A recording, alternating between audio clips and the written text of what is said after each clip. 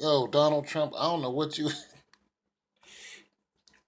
You ever heard of Brer Rabbit? The story about Brer Rabbit, where he was stealing food, and then, the farmer was like, yo, I'm going to get you Brer Rabbit, and he finally catches him, and he begs. And Brer Rabbit begs him not to throw him in the Brer Patch, but that's where he lives.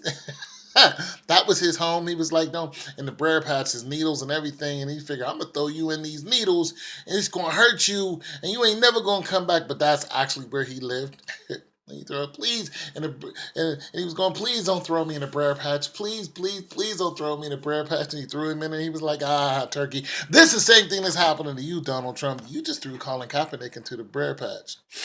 You know what I'm saying? Colin Kaepernick is Brer Rabbit all day because what happened is you sparked more of a movement than he did.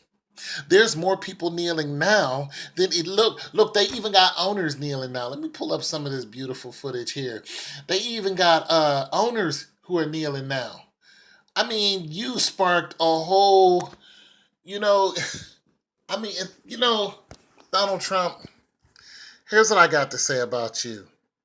Your mouth Your mouth is so corrosive and divisive that it actually is working against you. It really is.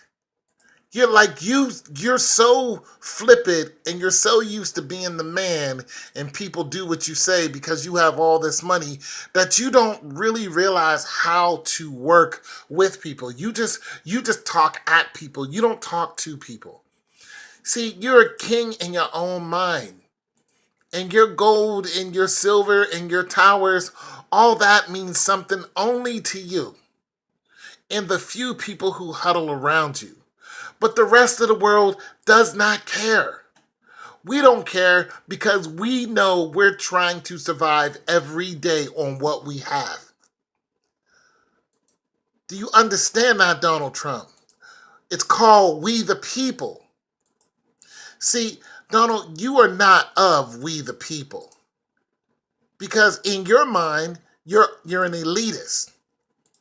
You always have been. Your daddy gave you a couple mil when you came of age, and you've always been an elitist. All of your thoughts are elitist. This is how you think. But now you spark more of a movement of togetherness than you were trying to actually break apart. By the way, one of these guys is an owner. That's just in response to your attempt, Donald. And I know you're going to call me because you always call. No, no, he doesn't. I know he subscribed to my channel, Donald. Nah, he didn't really. Doesn't. But if he did, I'd be all in his mug. I'd be like, what are you thinking about? And why don't you leave them Asians alone? Just leave them alone. Don't go over there picking fights with them. See, you need to worry about that. Donald, I don't know how much of a historian you are, Donald, but what was that movie that Mel Gibson put out about the Hispanic people before the conquistadors came and got them? That they were fighting amongst each other, and they tore each other up. They were so busy fighting each other, but about the time the conquistadors came there, they didn't have the understanding to fight the conquistadors and keep them from killing 80 million of them. They were already fighting amongst each other. And see, that's what's happening to America, Donald. You need to stop the infighting here so we can stand as one before you go picking fights with other people. And don't think just because North Korea is a small country that they don't have allies. They do. And those allies will come to their aid if you mess with them. It's called China and it's called Russia. Okay?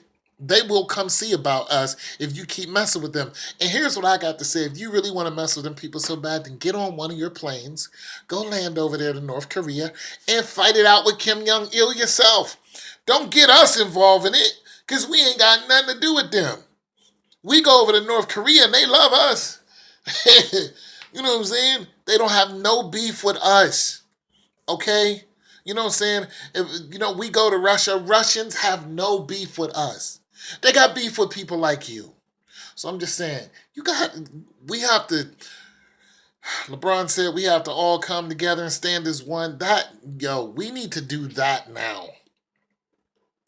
Like not tomorrow, not when the game's over, like right now. The standing that they're doing needs to happen on a country-wide level. Because if this man starts a war with these countries, we are going to be not only divided, we're going to be conquered. You heard it here first. And listen, it doesn't take much to conquer people who don't stand as one. It just doesn't. They'll start beating up and eating each other from the inside of their own country. It happens all the time, okay? They'll just turn us into animals and we'll go right back to the Stone Age real quick. All right, it just doesn't. You already seen what happens when these hurricanes come and how it's everybody for themselves. Look at Black Friday and how everybody is beating each other up over these electronics. Like, look how animalistic we really are when you pull the covers down and show who we really are. We just animals. It's all me over here.